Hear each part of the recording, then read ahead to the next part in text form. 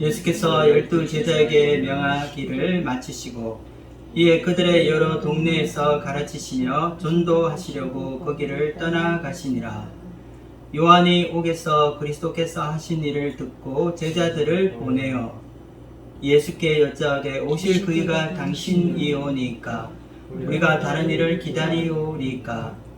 예수께서 대답하여 이르시되 너희가 가서 듣고 보는 것을 요한에게 알리되 맹인이 보며 못 걷는 사람이 걸으며 나병 환자가 깨끗함을 받으며 못 듣는 자가 들으며 죽은 자가 살아나며 가난한 자에게 복음이 전파된다 하라. 누구든지 나로 말미암아 실족하지 아니하는 자는 복이 있도다 하시니라. 그들이 떠나매 예수께서 무리에게 요한에 대하여 말씀하시되 너희가 무엇을 보려고 광야에 나갔더냐? 바람에 흔들리는 갈대냐?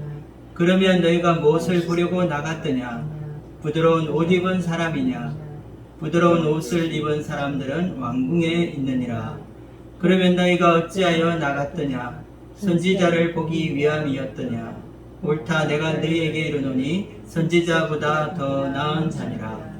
기록된 바 보라 내가 내 사자를 내 앞에 보내노니 그가 내 길을 내 앞에 준비하리라 하신 것이 이 사람에 대한 말씀이니라. 내가 진실로 너에게 말하노니 여자가 낳은 자 중에 세례 요한보다 큰 이가 일어남이 없도다. 그러나 천국에서는 극히 작은 자라도 그보다 크니라.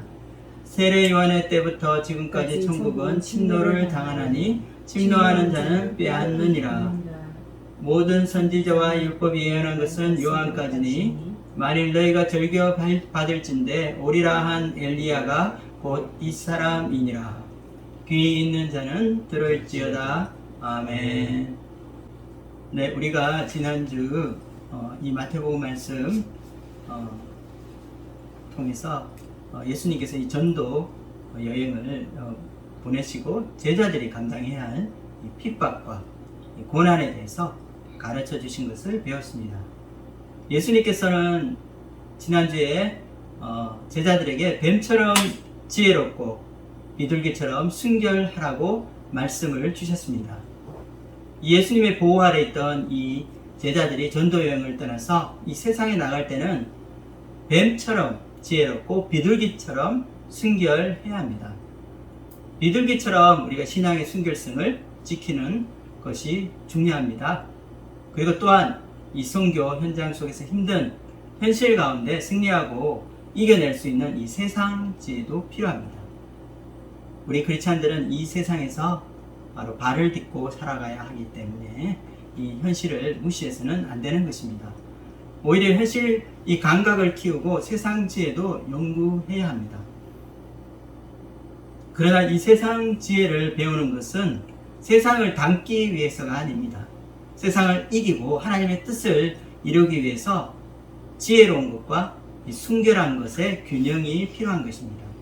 우리에게는 성령님께서 우리에게 주시는 하늘 지혜, 이 하나님의 주시는 지혜를 사모하고 이 신앙의 순결을 지키는 것이 참으로 중요합니다.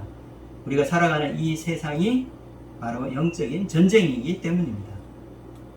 바로 영적인 전쟁터이죠. 제자들이 전하는 복음은 이 양날을 가진 이 검과 같이 이 하나님의 나라와 이 사탄의 나라를 나누게 됩니다. 복음을 영접하고 받아들이는 자에게는 하나님의 나라가 임하게 됩니다. 이와 같이 이 복음의 기준, 이 하나님의 나라와 이 사탄의 나라를 나누는 이 기준은 오직 예수님을 영접하고 그분을 나의 인생의 주인으로 받아들이느냐 하는 데 달려 있습니다.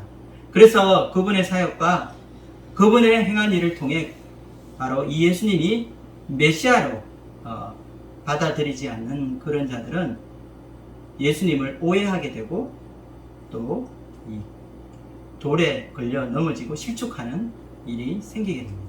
오늘 말씀은 천국 복음과 함께 새로운 시대가 도래하는 일에 가장 앞서 예수님을 증거했던 선구자 이 세례 요한이 이 헤롯궁 감옥에 갇혀서 예수님께 보냈던 이 메시지에 대한 내용입니다.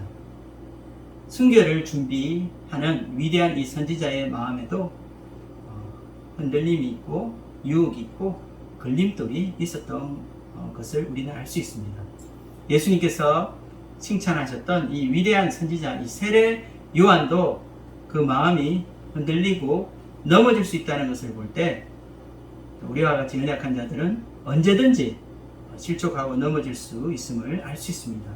또한 사람들의 생각보다 이 하나님의 뜻을 앞세우고 이 주님의 뜻을 지키고자 하는 우리 크리스찬들도 세상 사람들의 걸림돌이 되고 넘어지게 하는 그런 바위가 될 수 있다는 것도 깨닫게 됩니다.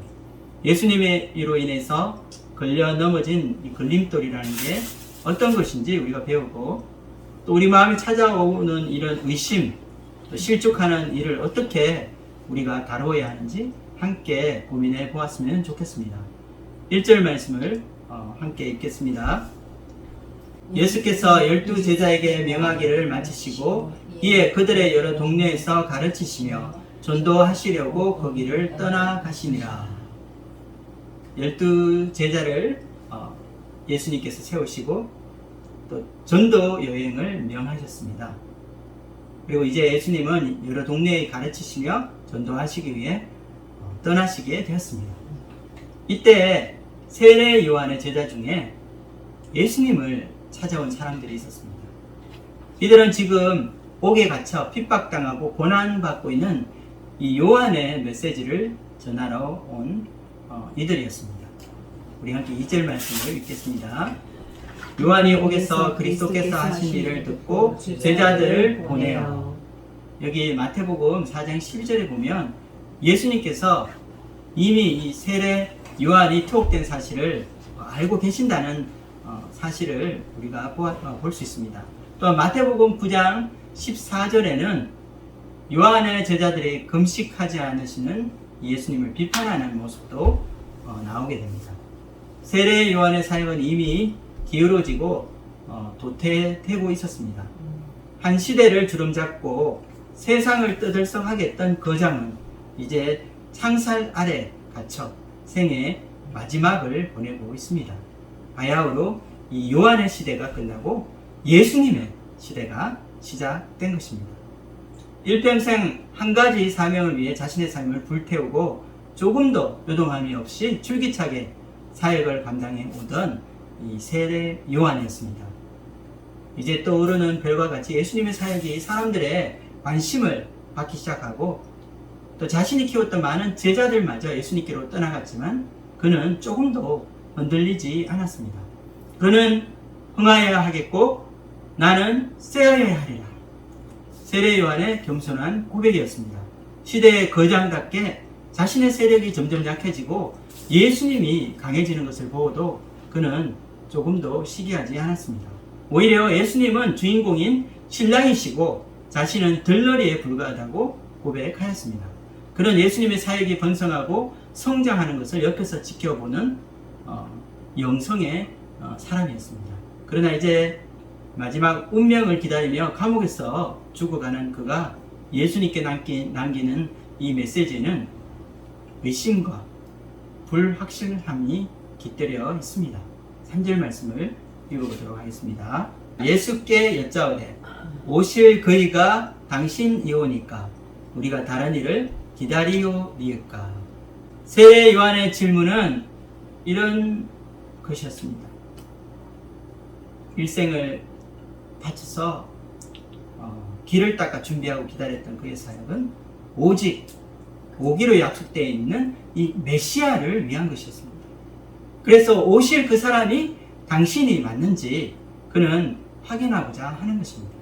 아니면 다른 사람이 또 오기 때문에 그 사람을 기다려야 하는지 물은 것입니다.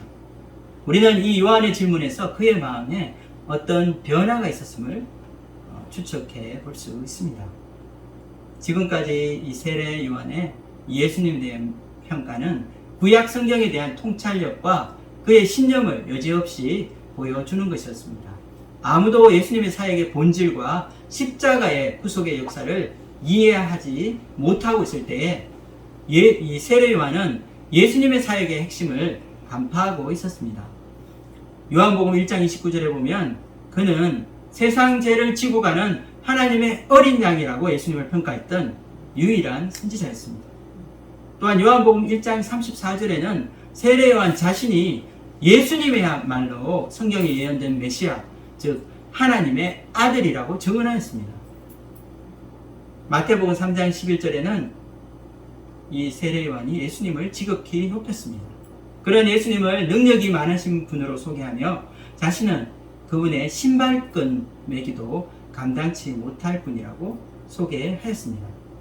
또한 그는 마태복음 3장 16절에서 17절 이 사이에서 예수님께 세례를 줄 때에 하늘에서 들리는 이 음성을 직접 들었던 장본이었습니다. 바로 하늘에 성령님이 비둘기와 같이 임하시는 것을 그의 눈으로 직접 본 증인이었습니다. 그는 예수님이 불과 성령으로 세례를 주실 분이라고 선포하였습니다. 지금까지 이 세례 요한의 모든 사역을 근거로 해서 살펴볼 때 이 예수님에 대한 그의 증거와 확신과는 달리 그의 신경에 변화가 있었음을 알 수 있습니다. 그의 질문은 예수님에 대한 확신의 부족함을 보여주고 있습니다. 그가 귀로 듣고 눈으로 직접 보고 삶으로 체험했지만 그의 마음에 의심이 자라기 시작한 것입니다. 감옥에 있으면서 자신의 제자들을 통해 들려오는 소식들이 아마 그의 생각을 바꾸었을지 모릅니다.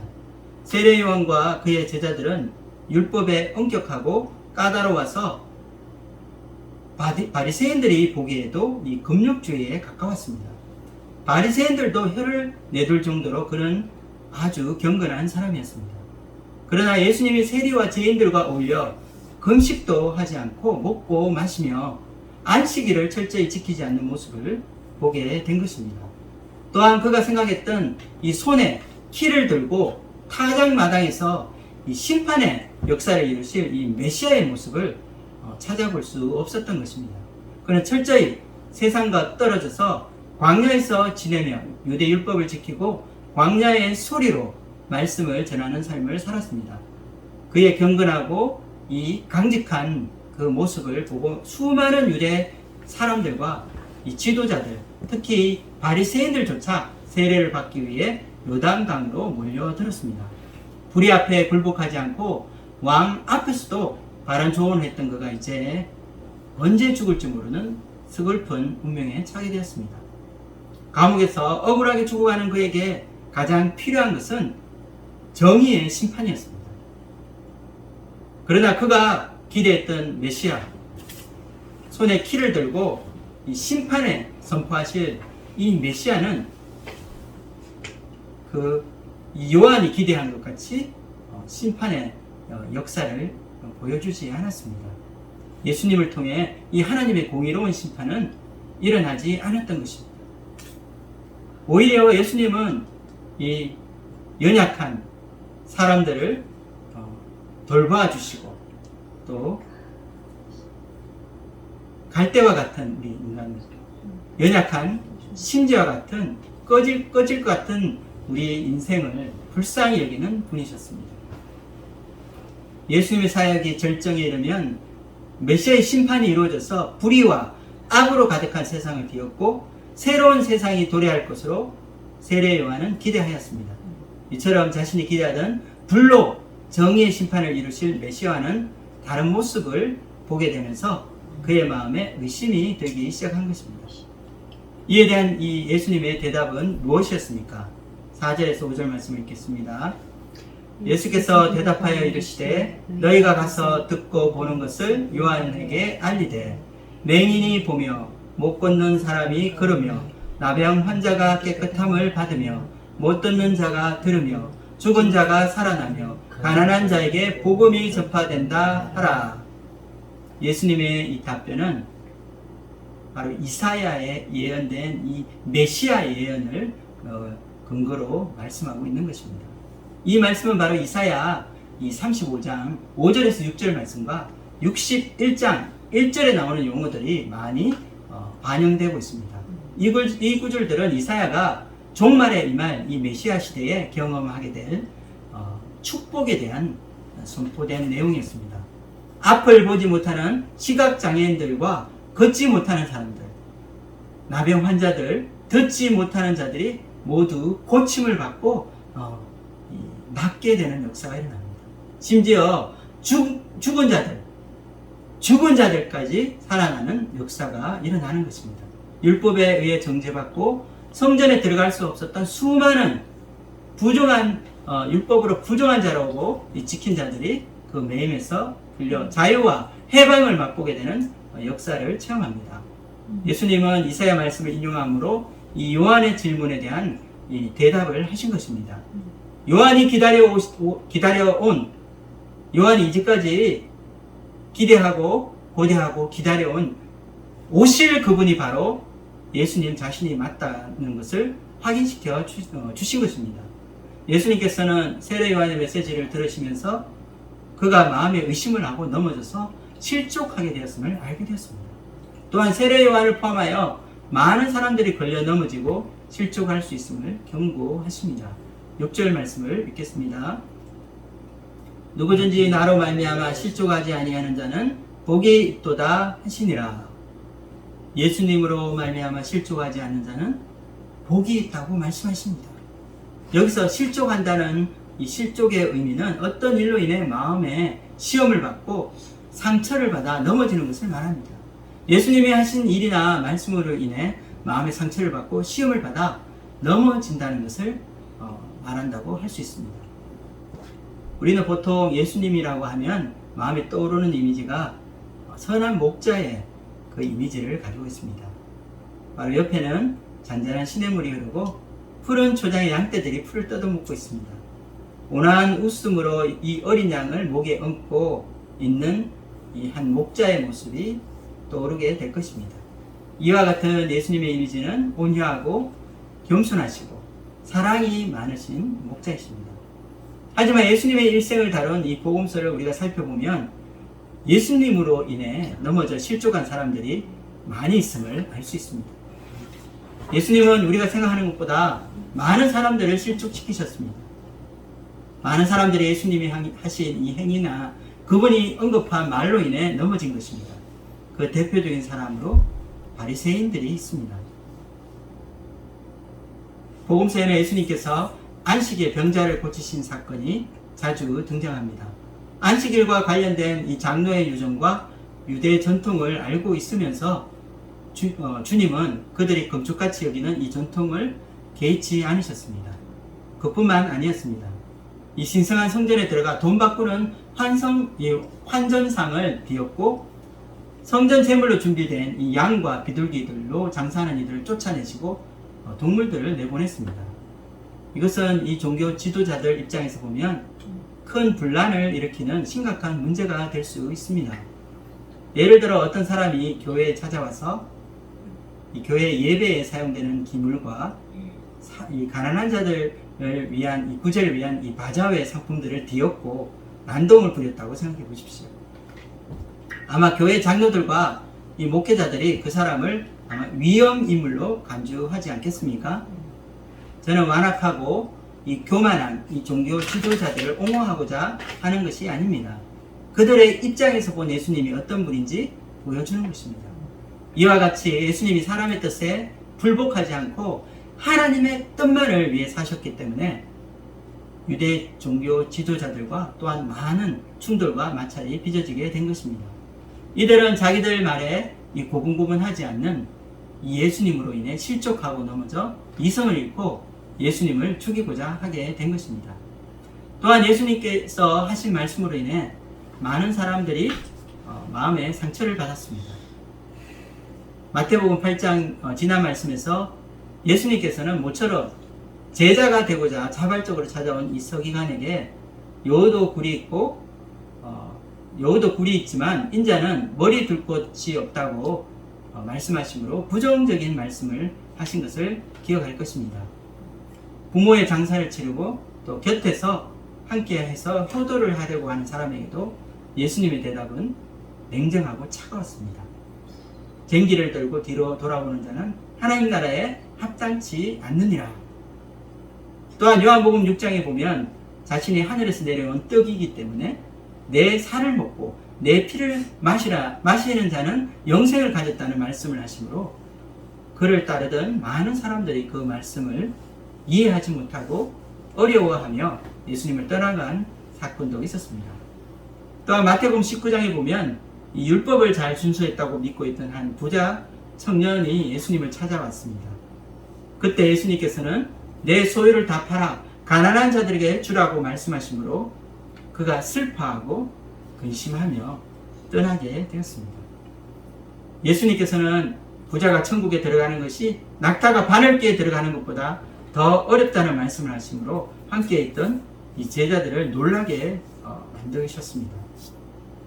그렇다면 이 복음서에 나타난 이 사람들의 기대와 이 다른 삶을 사신 예수님의 삶이나 그분의 말과 행동이 과격하고 도전적인 것, 이 모든 것들이 이 마음의 시험을 받고 넘어진 이유일까요?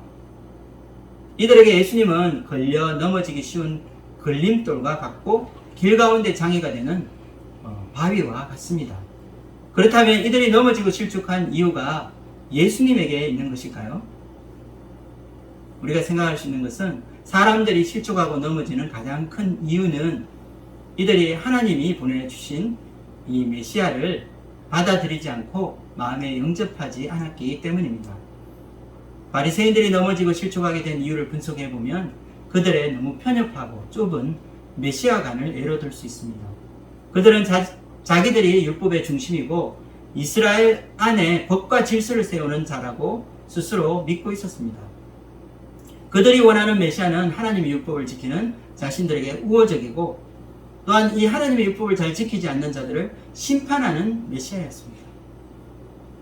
그러나 그들은 제사를 원하지 않고 긍휼을 원하시는 이 하나님의 마음을 몰랐습니다. 그들이 완벽하게 순종하고자 하는 이 완전한 율법, 이 할라카는 613개의 율법 조항으로 이루어져 있습니다. 그들은 이 조항을 지키지 않으면 율법을 지키지 않는 것으로 스스로 정해놓고 이 기준에 도달하지 못하는 자들을 정죄하고 판단하였습니다. 그러나 하나님은 율법의 기준에 도저히 이룰 수 없는 수많은 이 죄인들을 사랑하십니다. 예수님의 법과 이 바리새인의 법의 가장 큰 차이는 그 안에 사람에 대한 이해와 긍휼이 있느냐 하는 것입니다. 예수님의 말씀하시는 법은 사랑의 법이었습니다. 법과 제도보다 우선하는 것이 사람이었습니다. 안식일 법에 얽매여 일생을 질병 가운데 고통받는 자에 대한 이 하나님의 긍휼의 마음을 그들은 알지 못하고 있었습니다. 그리고 이들이 가장 크게 놓치고 있는 것은 자기 앞에 계신 예수님이 그들이 우상처럼 섬기는 이 모세의 법을 창설하신 분이라는 사실입니다. 율법의 창시자가 이 세상에 오신 것입니다. 율법의 창조주가 율법을 주실 때 그분이 불어넣었던 이 정신은 사라지고 이제 남아있는 것은 형식과 껍데기밖에 없는 것입니다. 예수님께서는 율법의 근본 정신을 찾고 이 하나님의 긍휼의 사랑을 회복하기 원하신 것입니다. 마태복음 23장 23절 말씀을 읽어보겠습니다. 화 있을진저 외식하는 서기관들과 바리새인들이여 너희가 박하와 회향과 근처의 11조는 들이되 율법에 더 중한 바 정의와 긍휼과 믿음은 버렸도다.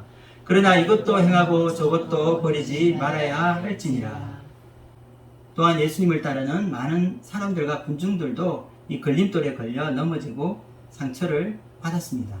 그렇다면 이들이 실족하게 된 이유가 무엇일까요? 이것 또한 이들이 메시아를 믿지 않았기 때문입니다.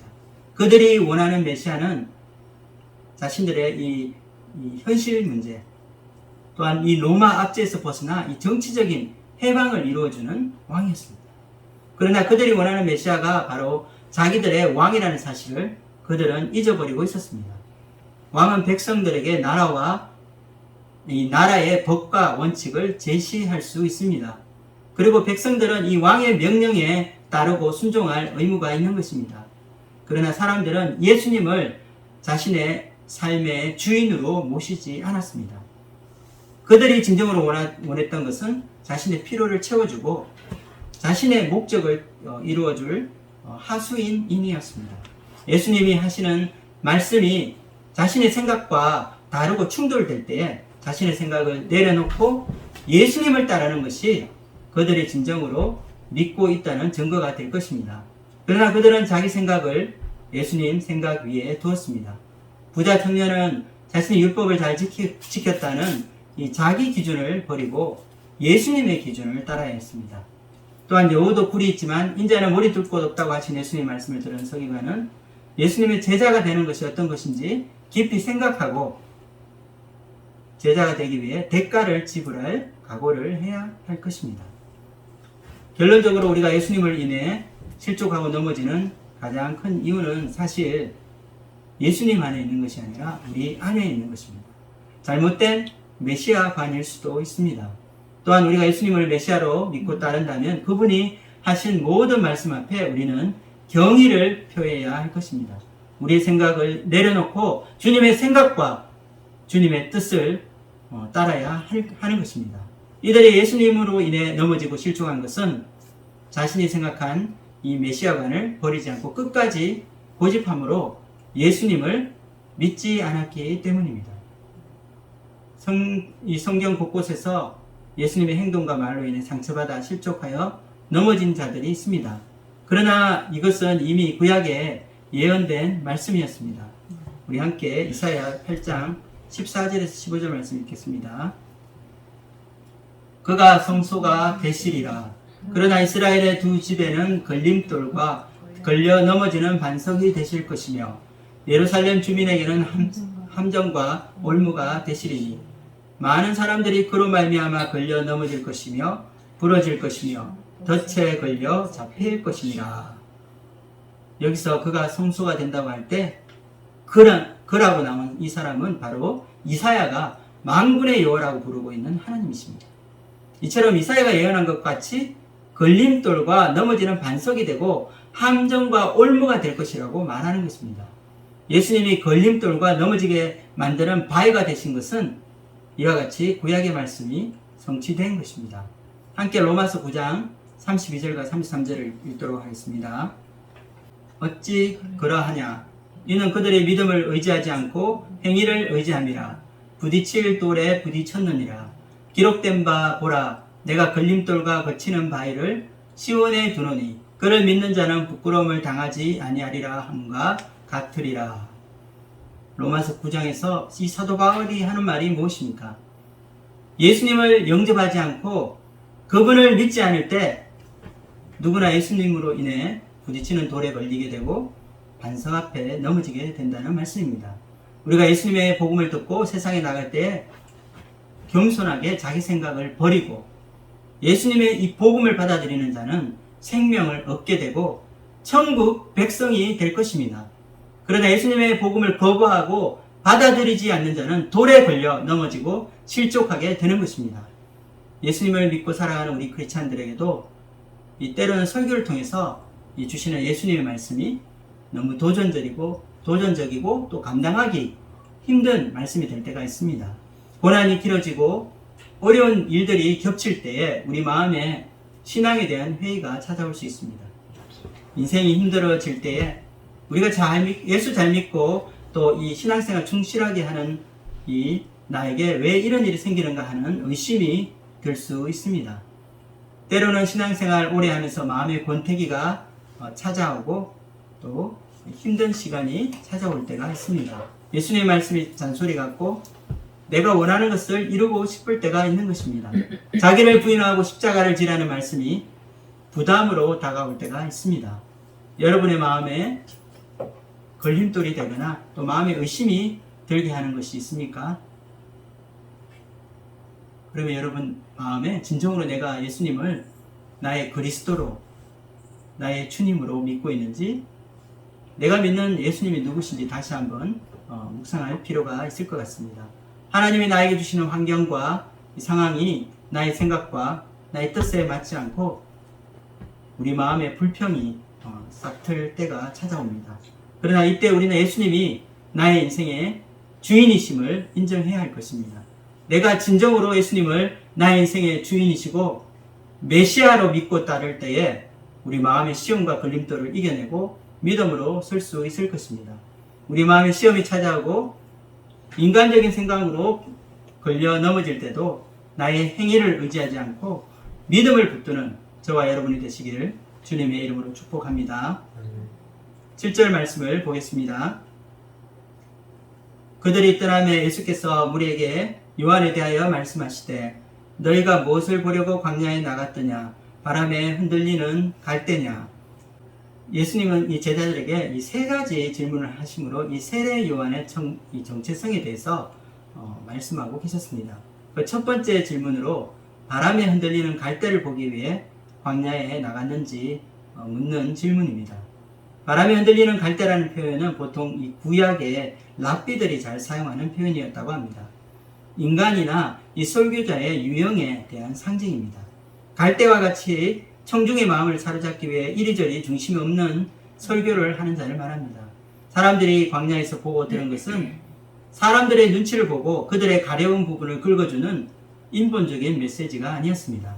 그가 본 것은 하나님의 말씀만을 전하는 위대한 선지자였습니다.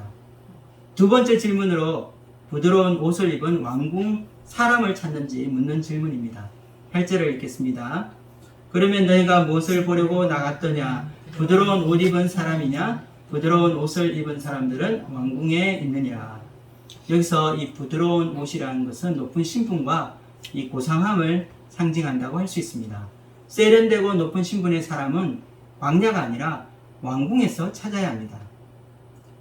그러나 아이러니하게도 부드러운 옷을 입고 권세를 부리는 자들이 세례 요한을 왕궁에다가 가두어 놓았습니다. 세 번째 질문은 선지자를 보려고 나갔느냐 하는 질문입니다. 9절과 10절을 읽겠습니다. 그러면 너희가 어찌하여 나갔더냐? 선지자를 보기 위함이었더냐? 옳다, 내가 너희에게 이르노니 선지자보다 더 나은 자니라. 기록된 바 보라, 내가 내 사자를 내 앞에 보내노니 그가 내 길을 내 앞에 준비하리라 하신 것이 이 사람에 대한 말씀이니라. 요한의 이미지는 약대 털옷을 입고 가죽 띠를 띤 이 엘리야 선지자의 모습과 판박이었습니다. 예수님은 여기서 비교급을 사용하시므로 선지자보다 나은 자로 요한을 평가하고 있습니다. 말라기 3장 말씀의 예언이 성취된 것입니다. 바로 메시아가 오는 길을 예비하는 특별한 사명을 가진 선지자는 이 하나님의 사자, 즉 하나님의 메신저로 나오고 있습니다. 종말에 임할 메시아가 오실 길을 닦고 준비하는 이 선구자의 역할을 하는 자가 바로 세례 요한이었습니다. 예수님께서 인용하신 말씀이 바로 말라기 3장 1절 말씀입니다. 요한에 대한 예수님의 평가는 말라기 3장 내용으로 요약되게 됩니다. 가장 위대한 구약의 마지막 선지자로 그의 사명을 충성스럽게 감당한 선지자인 것입니다. 예수님께서는 요한을 여자가 낳은 자 중에서 가장 큰 자라고 그를 극찬하였습니다. 11절 말씀 읽겠습니다. 내가 진실로 너에게 말하노니 여자가 낳은 자 중에 세례 요한보다 큰 이가 일어남이 없도다. 그러나 천국에서는 극히 작은 자라도 그보다 크니라. 우리는 여기서 이 세례 요한에 대한 예수님의 통찰을 배울 수 있습니다. 예수님이 말씀하신 여자가 낳은 자는 바로 이 신약과 구약을 다 아우르고 있습니다. 여자가 낳은 자 중에 가장 큰 자라는 것은 선지자 중에서 가장 클 뿐 아니라 이 구약과 신약을 통틀어 여자가 낳은 자 중에 최고라는 말을 하는 것입니다.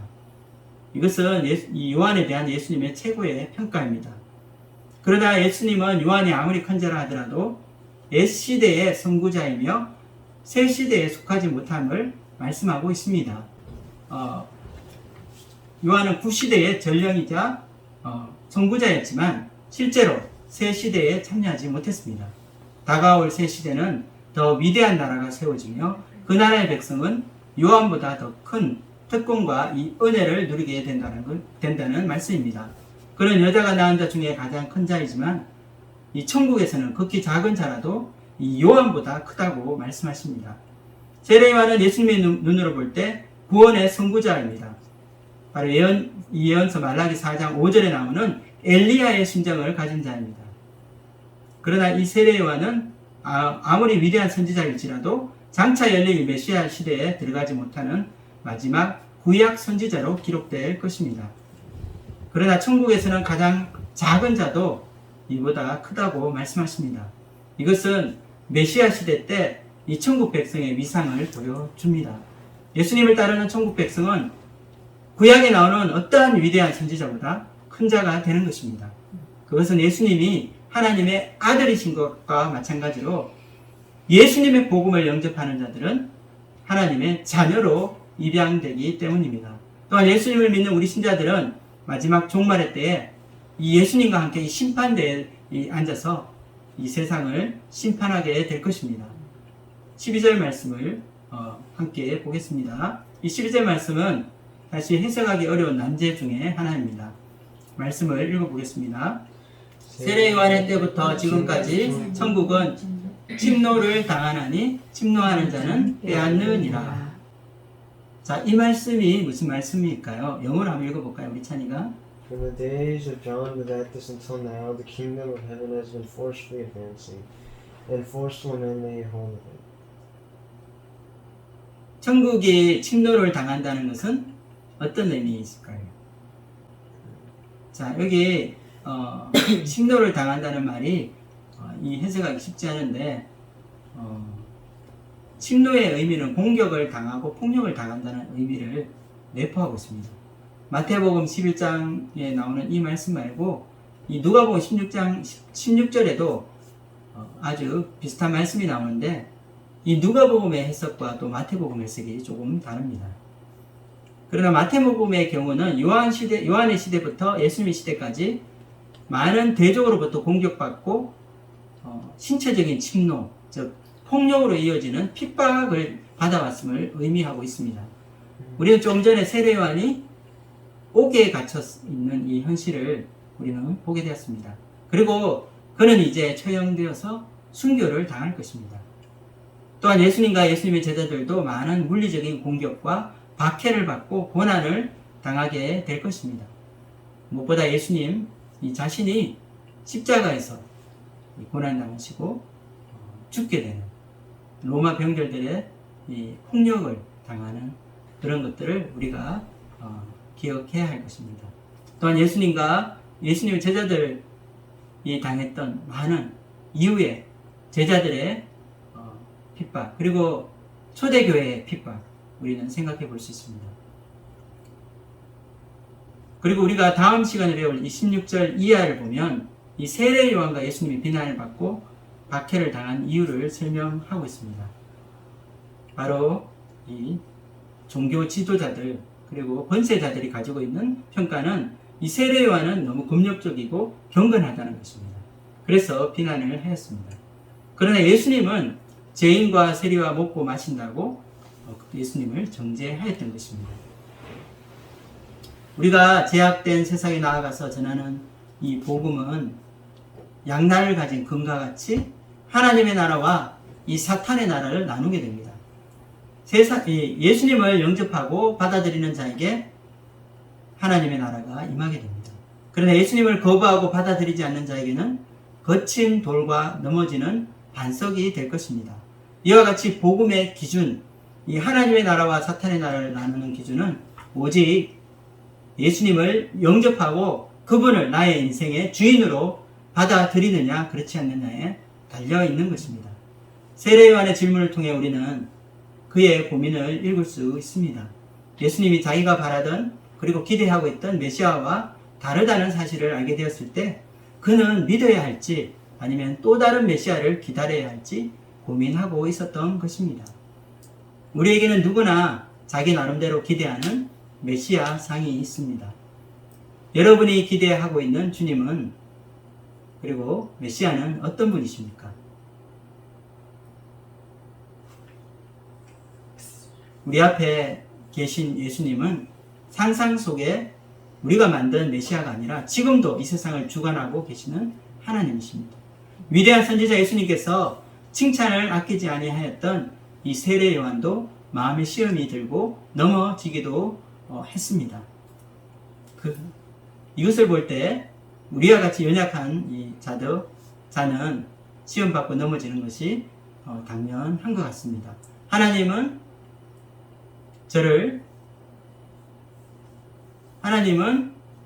저를 실망시켰습니다 하고 마음에서 하나님께 데모할 때가 있습니다. 하나님, 저 하나님께 실망했습니다. 하나님의 뜻이 나의 뜻과 같지 않을 때 여러분은 누구의 뜻을 쫓을 것입니까? 예수님을 따르기 위해 자기 부인과 자기 십자가가 필요한 이유가 여기에 있습니다. 나의 뜻과 나의 생각이 다를 때 내 뜻을 접고 주님의 선택을 받아들이는 것입니다.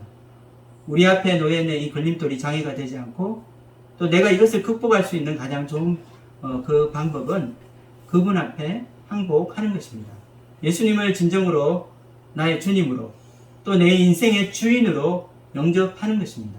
예수님을 만나는 모든 사람 앞에는 거치는 걸림돌과 반석이 있습니다. 예수님을 영접하느냐 하지 않느냐에 따라 우리 앞에 놓여있는 이 돌이 우리를 넘어지게 하는 걸림돌이 될 수도 있는 것입니다. 여러분 앞에 놓여있는 이 믿음의 선택에서 예수님은 걸림돌이 될 수도 있고 더 높이 도약할 수 있는 디딤돌도 될 수가 있습니다. 예수님을 믿고 신앙생활하는 우리 크리스찬들에게도 힘든 시기가 찾아오고 우리의 믿음이 연약해질 때가 있습니다. 그러나 우리가 예수님을 나의 주님으로 영접하고 나의 이 삶의 주인의 자리를 내어줄 때에 우리의 삶의 걸림돌이 성장의 디딤돌이 되어 우리가 더욱 성숙해지고 우리의 믿음이 자라나는 이 계기가 될 것입니다. 믿음의 선택에서 예수님을 선택하고 그분 앞에 순종함으로 우리 앞에 많은 장애 앞에 놓여있는 이 도약의 디딤돌로 성장하는 저와 여러분이 되기를 주님의 이름으로 축복합니다. 기도하고 마치겠습니다.